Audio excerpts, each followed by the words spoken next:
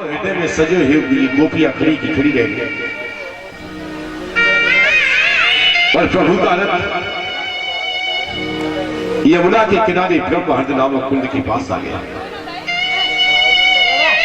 चाचा कुंड ने देखा यमुना का शीतल जल है। कहीं कन्हैया आप कहें तो मेरे संध्या वंदन का भजन का समय हो रहा है, मैं स्नान करके भजन कर लूं। भगवान कहने लगे चाचा दुनिया के 1000 काम छोड़िए,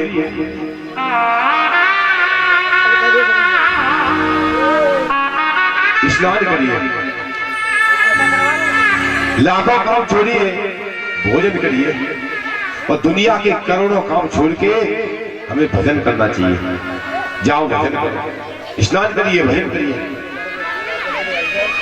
अक्रूर जी रथ से नीचे उतरे, यमुना की तरफ आए, लेकिन मन में एक भाव है कि कंस से कन्हैया की रक्षा कैसे होगी।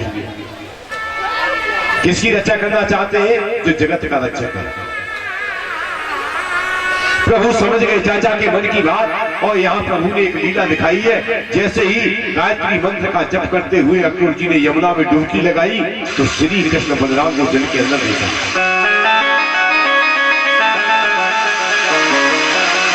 मन में सोचा क्या हुआ, सुना है उत्पन्न बच्चे हैं, मुझसे पहले यमुना में कूद गए, डूब गए तो भयभीत होकर अक्रूर जी बाहर निकले, देखा श्री कृष्ण बलराम रथ में बैठे मुस्कुरा रहे हैं। अक्रूर जी ने सोचा हमने कोई सपना देख लिया, फिर डुबकी लगाई तो अक्रूर जी ने देखा जल के अंदर श्री कृष्ण बलराम विराजमान। ईश्वर जल के अंदर है, जल के बाहर है। तो एक बात बताऊं, संसार में कहीं वो जगह नहीं है जहां भगवान नहीं है। कोई जगह है? वेद कहता है कि आकाशवत सर्वगत से नित्य, वह आकाश की तरह संसार के कण कण में विद्यमान है, हर जगह रम रहा है। अक्रूर जी की समझ में आ गया कि एक कंस तो क्या सारी दुनिया मिलके भी श्री कृष्ण का कुछ बिगाड़ नहीं सकती, ये तो स्वयं नारायण है। कपड़े बदले रथ पर बैठ गए, सारथी से बोले सारथी रथ बढ़ा। भगवान ने कहा चाचा रथ बढ़ा रहे हो, एक बात बताओ भजन नहीं करोगे? चाचा अक्रूर हंस गए, कहने लगे लाला जिसका भजन करना था वो मिल गया, अब भजन करने की कोई जरूरत है नहीं। भगवान ने पूछा कहाँ है वो? चाचा कहने लगे कि लाला वो मेरी आंखों के सामने बैठा है, अब मन इतना मगन हो गया है कि कुछ कहने लायक भी नहीं है। अब पूछे मन, और यही दशा होती है जब भगवान मिल जाते हैं तो जीव की। एक संत ने लिखा है कि मन मगन भया तो क्यों बोले। जब मस्ती आती है तो पागल पर सवार हो जाता है, जीव बोल नहीं पाता। रथ चलते चलते मथुरा के समीप आ गया। चाचा ने बताई लाला मथुरा आ गई। भगवान ने कही चाचा रथ रोको, हम मथुरा में नहीं घुसेंगे। क्यों नहीं घुसेंगे मथुरा? क्योंकि मथुरा में कौन है? कंस। और जब कंस होता है वह भगवान कृष्ण नहीं जाते। क्यों नहीं जाते? पहले आप इसका एक रूप देख ले। मथुरा क्या है? ये शरीर, और शरीर रूपी मथुरा में काम रूपी कंस बैठा है। और तुलसीदास जी महाराज लिखते हैं कि जहां काम तहां राम नहीं, और जहां राम नहीं काम, और तुलसी कबहु न रह सके रवि रजनी एक ठाम। जब काम होगा वह राम नहीं होंगे, जब राम होंगे वह काम नहीं होगा। काम और राम एक साथ रह नहीं सकते। क्यों? किसी ने कबीर से पूछा कि तुलसीदास जी ने ये लिखा है, बात समझ में नहीं आई। कबीर ने कहा समझ में कैसे आ जाती भैया, तुलसी जी ने बड़ा सटीक लिखा है। कबीर ने और आगे लिखा कि जब मैं था तब हरि नहीं, और अब हरि में नाए, और प्रेम गलियत साकरी जामे द्वैन समाए। जब जब दिल में मैं मरी हुई थी तब तक भगवान नहीं आए, और मैं मर गई तो भगवान आ गए। एक बार में राम और काम दोनों नहीं जा सकते, क्योंकि प्रेम की गली इतनी कोत है कि एक बार में एक ही निकलता है, एक ही बनता है गली में, दो नहीं जा सकते। भगवान ने चाचा से कह दिया जाके कंस को बताना कन्हैया आ गया है। नित्य क्रियाओं से फारिग हुए संध्या बंदन किया श्री कृष्ण बलराम ने, शाम को भोजन करने बैठे, भोजन की पोटली खोली, माखन है, रोटी है, प्रभु खाना चाहते हैं, लेकिन मैया की याद आ गई, हाथ से गिलास छूट गया। कन्हैया रोने लगे, दाऊ भैया ने कि लाला रो क्यों रहा है? भगवान कहने लगे भैया माखन वही है, रोटी वही है जो माँ के हाथ से बन के आई है, लेकिन बिना मैया के खिलाए आज भोजन में आनंद नहीं है। लोग एक बात कहते हैं कि बिन हर के बरसे और बिन मैया के परसे कभी आत्म तृप्ति होती नहीं है। बेटा हारा थका बाहर से आया हो, मेहनत करके आया हो, तो माँ सिर पे हाथ रखती है तो जादू हो जाता है, सारे शरीर की थकान मिटा देती है हाथ फेरते ही। पता नहीं क्या जादू है माँ के हाथ में, यदि छू लेती है तो भाग्य की रेखाएं बदल जाती है, दुर्भाग्य का अंत हो जाता है। आज उस माँ की याद आई है प्रभु को। दाऊ भैया ने कही लाला 2 दिन की बात है, मथुरा देखने के बाद फिर जाएंगे मैया के पास, फिर मैया के हाथ का खाएंगे। भगवान जानते हैं अब जाना तो मुश्किल है। बात बात में रात गुजरी, दूसरे दिन का तीसरा प्रहर, और तीसरे प्रहर श्री कृष्ण बलराम मथुरा में घुसना चाहते हैं, तीसरे प्रहर में घुसना चाहते हैं प्रभु। और कंस को खबर लग गई है, तब से कंस बड़ी चिंता में है।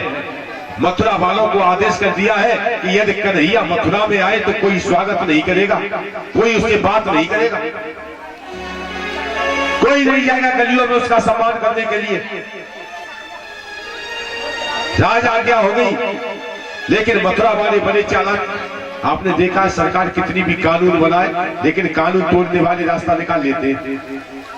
मथुरा वालों ने कहा कंस ने यही तो कानून बनाया है कि कोई गलियों में जाके कन्हैया का सम्मान नहीं करेगा, तो हम अपने द्वार पर खड़े होकर करेंगे, छतों पर खड़े होकर करेंगे।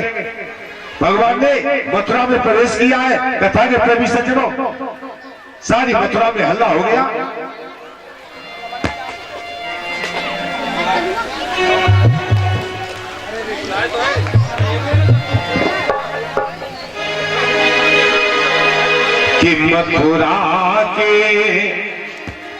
कि मथुरा के बीच बाजार प्रभु घूम रहे, अरे मथुरा के बीच बाजार, अरे फिरत बन भारी है मथुरा के।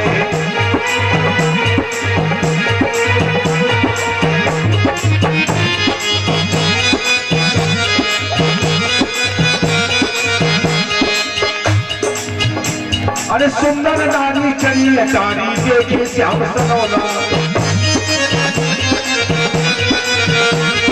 कोई जनन मुद करती है हट पे जादू चौला। कछु जीवन को नहीं बारी, फिर कबन भारी है कछु।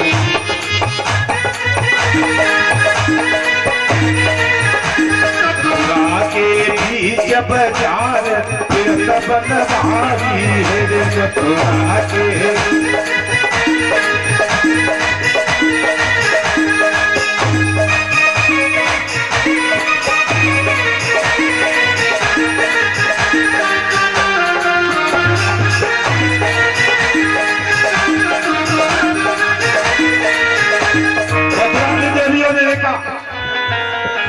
तो जो देवी श्री कृष्ण को देखती है अपनी आंखें बंद कर लेती है। किसी ने पूछा ये कोई जादू टोना कर रही है? दूसरी ने बताया नहीं, ये जादू नहीं है, ये भक्त का भाव है। भक्त जिन आंखों से भगवान को देख लेता है फिर कहता है प्रभु अब ये आंखें दुनिया को देखने लायक नहीं बची, इन आंखों में आप बसे हो, दुनिया को देखने के लिए दूसरी आंखें कहां से लाऊं। आप देखो मथुरा में एक नई बहू आई है, सास के पास गई, कहीं मैया कन्हैया के बारे में बहुत सुना है हमने, तुम्हारी आज्ञा हो तो देखा है। सास ने कहीं कल विदा होके आई, अभी से गलियों में जाएगी, लोग क्या कहेंगे। बहू से मना कर दिया सास ने, लेकिन सास का मन नहीं माना बिना प्रभु को देखने। घर का दरवाजा बाहर से बंद किया, सास नहीं कन्हैया को देखने के लिए। पर आप देखो बहू कितनी चालाक, बहू ने काम किया।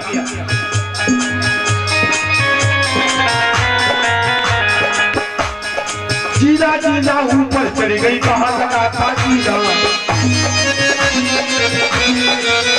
जीना जीना सीढ़ियां बनी हुई थी घर में, छत के ऊपर चली गई।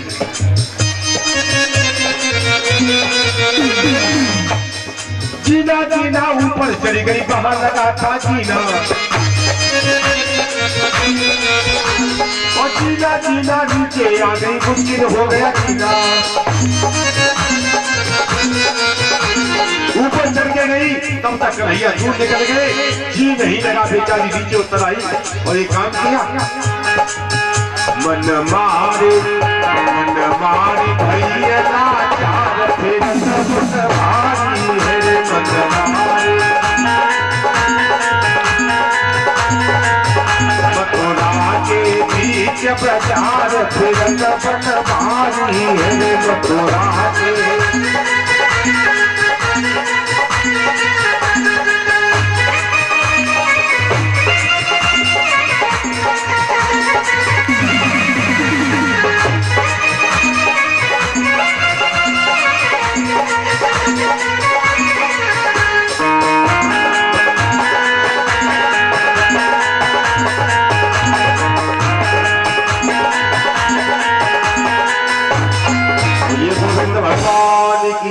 कथा के प्रेमी सज्जनों, प्रभु आगे बढ़े, सामने से एक रजक आ रहा है जो कपड़े रंगने का काम करता है।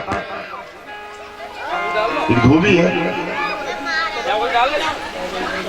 भगवान ने उससे कहा भैया इसमें से कुछ हमारे नाप के कपड़े हो तो हमें दे दे, कि राजा से मिलने जा रहे हैं और हमने जिंदगी में कभी सिले कपड़े नहीं पहने। उसने कपड़े तो नहीं दिए, लेकिन भगवान को गालियां देने लगा। सुखदेव जी महाराज कहते हैं राजन भगवान को क्रोध आ गया और रजकस कराग्रेण सिरे कायात पात्यत, प्रभु ने इतने जोर का तमाचा मारा कि उस रजक की, उस धोबी की गर्दन टूट के जमीन। प्रभु ने क्यों मारा, उसके दो कारण। पहले तो ये वही धोबी है जिसने पूर्व काल में सीता पर दोष लगाया था, प्रभु बदला ले रहे मिथ्या भाषण का। और दूसरी बात बताऊं, आध्यात्मिक रूप बताऊं कथा का। धोबी को संस्कृत में कहते हैं रजक, और रजक शब्द में दो शब्द है, रज और क। रज माने धूल, क माने परमात्मा। ऐसा पापी जो परमात्मा को धूल के समान समझता है, भगवान तमाचा मार के उसका नाश कर देते हैं। बोलिए सच्चिदानंद। आगे बढ़े, एक दर्जी से वस्त्र नाप के कराए। प्रभु ने अनेकों वरदान दिए। सुदामा माली ने प्रभु की सेवा में फूल अर्पित किए। अच्छे लक्ष्मी अनंत भक्ति का वरदान दे दिया प्रभु ने। आगे जा रहे प्रभु, सामने से एक स्त्री दिखाई दी, 3 जगह से टेढ़ी है, कुरूप है, नाम है कुब्जा, हाथ में चंदन का कटोरा लिए कंच में चंदन लगाती है। प्रभु ने कहा सुंदरी, 3 जगह से टेढ़ी है, कुरूप है, और भगवान कह रहे हैं सुंदरी। बेचारी से कोई जिंदगी में भली तरह बोला नहीं था। प्रभु के शब्द मिश्री की तरह से कान में घुल गए। पीछे मुड़ के आई, कहने लगी प्रभु आपने मुझे सुंदरी कहा। भगवान ने कहा हाँ तू सुंदरी है तो सुंदरी तो कहूंगा ही। कुब्जा ने शरीर को देखा मैं कुरूप हूं, ये बालक मुझे सुंदरी कह रहे। और प्रभु ने ऐसा क्यों कहा? प्रभु शिक्षा देते हैं कि संसार में कोई बुरा है, उसकी कृति को देखकर, उसके शरीर को देखकर आप उसका मजाक मत बनाइए।